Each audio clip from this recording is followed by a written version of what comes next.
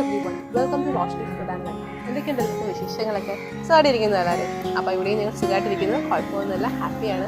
അപ്പം ഞാൻ ഇന്ന് വന്നിരിക്കുന്നത് ഏത് റെസിപ്പി ആയിട്ടാണെന്ന് അറിയാം, ഒരു ഡ്രിങ്ക് ആയിട്ടാണ്. അപ്പം കുറേ നാളായി ഞാനിപ്പോൾ ഒരു ഡ്രിങ്ക് ഒക്കെ ചെയ്തിട്ട്, അപ്പം എന്നാൽ ഞാൻ കരുതി ഒരു ഡ്രിങ്ക് ഒക്കെ ചെയ്ത് കാണിക്കാമെന്ന് കരുതി. അപ്പം വേറൊന്നുമല്ല, നമ്മുടെ കസ്റ്റാർഡ് ബനാന ഷേക്കാണ് ഉണ്ടാക്കുന്നത്. അപ്പം ബനാന എല്ലാവരുടെയും വീട്ടിൽ കാണും, അതുപോലെ തന്നെ കസ്റ്റാർഡ് മിക്കവാറും എല്ലാവരുടെയും വീട്ടിൽ കാണുന്ന ഒരു ഐറ്റമാണല്ലേ.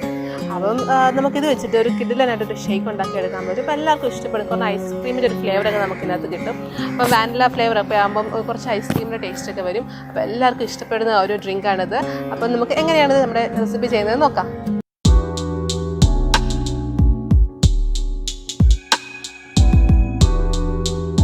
അപ്പം നമ്മുടെ കസ്റ്റാർഡ് ബനാന ഷേക്ക് ഉണ്ടാക്കിയെന്നുള്ള ഇൻഗ്രീഡിയൻസ് ഒക്കെ ഞാനിവിടെ എടുത്ത് വെച്ചിട്ടുണ്ട്.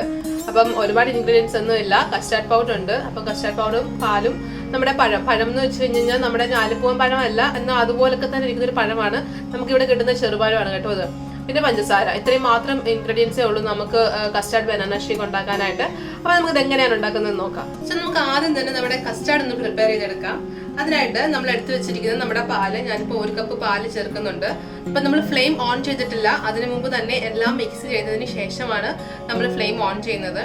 അപ്പൊ നമുക്ക് പാല് ചേർത്ത് കൊടുക്കാം. ഇനി നമ്മുടെ കസ്റ്റാർഡിന് ആവശ്യമായ മധുരം, അപ്പം മധുരം നിങ്ങളുടെ ഇഷ്ടത്തിനനുസരിച്ച് ചേർത്ത് കൊടുക്കാം. അപ്പം ഞാനിവിടെ 2 ടേബിൾ സ്പൂൺ പഞ്ചസാര ചേർത്ത് കൊടുക്കുന്നുണ്ട്. അപ്പൊ അതേ നമ്മുടെ കസ്റ്റാർഡിന്റെ മിക്സറാണിത്. അപ്പം ഞാൻ 2 ടേബിൾ സ്പൂൺ കസ്റ്റാർഡ് പൗഡറിന് 2 ടേബിൾ സ്പൂൺ പാല് ചേർത്ത് നന്നായിട്ട് ഞാനിവിടെ മിക്സ് ചെയ്തെടുത്തിട്ടുണ്ട്.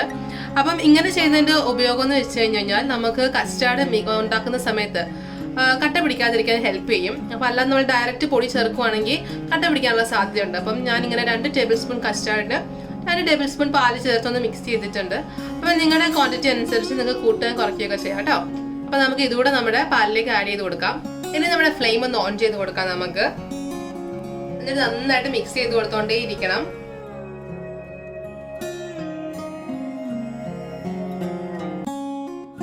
കണ്ടോ, നമുക്ക് തരികളൊന്നുമില്ല, കട്ടകളൊന്നുമില്ല. ഇങ്ങനെ ചേർത്ത് കഴിഞ്ഞു കഴിഞ്ഞാൽ നമുക്ക് കട്ടകളൊന്നും ഇല്ലാതെ നല്ല കസ്റ്റാർഡിന്റെ മിക്സർ നമുക്ക് റെഡിയാക്കി എടുക്കാൻ പറ്റും. അപ്പൊ എന്ത് ചെയ്യും, നമ്മുടെ കസ്റ്റാർഡ് ഇവിടെ നല്ല തിക്കായിട്ട് വന്നിട്ടുണ്ട്. കണ്ടോ, കസ്റ്റാർഡിന്റെ പരുവം കണ്ടോ, നല്ല കുറുകി വന്നിട്ടുണ്ട്. നമുക്ക് കട്ടകളൊന്നും ഇല്ല കേട്ടോ. കട്ടകളൊന്നും ഇല്ലാതെ തന്നെ ഞാനിപ്പോ നന്നായിട്ട് എടുത്തിട്ടുണ്ട്. അപ്പൊ ഞാൻ ഫ്ലെയിം ഓഫ് ചെയ്തിട്ടുണ്ട്. ഈ പരുവാകുമ്പോഴാണ് ഫ്ലെയിം ഓഫ് ചെയ്യേണ്ടത്. കണ്ടോ, ഈ പരുവം നല്ല കുറുകിയ പരുവാകുമ്പോൾ ഫ്ലെയിം ഓഫ് ചെയ്യണം. അപ്പൊ നമുക്ക് ഇനി നമ്മുടെ കസ്റ്റാർഡ് തണുക്കാനായിട്ട് മാറ്റി വെക്കാം. അപ്പൊ നമ്മുടെ കസ്റ്റാർഡ് ഞാൻ തണുക്കാൻ വെച്ചിട്ടുണ്ടായിരുന്നല്ലോ. അപ്പം തണുത്തതിന് ശേഷം, ചൂടൊക്കെ പോയതിനു ശേഷം ഞാൻ ഫ്രിഡ്ജിൽ വെച്ച് നന്നായിട്ട് തണുപ്പിച്ചെടുത്തിട്ടുണ്ട്. ഒരു 10-15 മിനിറ്റ് വെച്ചപ്പോൾ തന്നെ കസ്റ്റാർഡ് തണുത്തിരുന്നു. അപ്പം ഞാൻ നമ്മുടെ കസ്റ്റാർഡും നമ്മുടെ ബനാനയും എല്ലാം കൂടെ ഒന്ന്, നമ്മുടെ പഴമില്ലേ ചെറുപഴം എല്ലാം കൂടെ ഒന്ന് അടിച്ചെടുക്കാനായിട്ട്, അപ്പൊ ഞാനെന്റെ മിക്സറിനകത്ത് നമ്മൾ എടുത്തു വെച്ചിരിക്കുന്ന പഴം ചെറുതായിട്ട് അരിഞ്ഞിട്ടിട്ടുണ്ട്. അതിലേക്ക് നമ്മൾ തയ്യാറാക്കി വെച്ചേക്ക് നമ്മുടെ കസ്റ്റാർഡ് ചേർത്ത് കൊടുക്കാം. നിങ്ങൾ കുറച്ചുകൂടെ പഞ്ചസാര വേണമെന്നുണ്ടെങ്കിൽ ആഡ് ചെയ്ത് കൊടുക്കാവുന്നതാണ്. അപ്പം എനിക്കിപ്പം കറക്റ്റാണ് മധുരം, കുഴപ്പമില്ല, അത്രയും മധുരം മതി. അപ്പം അതിൽ കൂടുതൽ വേണ്ടോന്നുള്ളവർക്ക് കുറച്ചുകൂടെ ആഡ് ചെയ്ത് കൊടുക്കാം. അപ്പം നമുക്ക് നന്നായിട്ടൊന്ന് അടിച്ചുകൊണ്ട് വരാത്. അപ്പം നമ്മുടെ ഈ കസ്റ്റാർഡ് ബനാന ഷേക്ക് റെഡി ആയിട്ടുണ്ട്. അപ്പം നമുക്കൊരു സെർവിങ് ഗ്ലാസ്സിലോട്ട് ഒഴിക്കാം. അപ്പം ഞാനൊരു സെർവിങ് ഗ്ലാസ്സിലായിട്ട് കുറച്ച് ചോക്ലേറ്റ് സിറപ്പ് ഇങ്ങനെ റൊട്ടേറ്റ് ചെയ്ത് എടുത്തിട്ടുണ്ട്. അപ്പം എനിക്ക് ഭംഗിക്ക് വേണ്ടി. അപ്പം ഇല്ലെങ്കിലും കുഴപ്പമൊന്നുമില്ല, അതൊന്നും ഇട്ടില്ലെങ്കിലും കുഴപ്പമൊന്നുമില്ല. അല്ലാതെ തന്നെ നല്ല ടേസ്റ്റി ആയിട്ടുള്ള ഒരു ഷേക്കാണ്.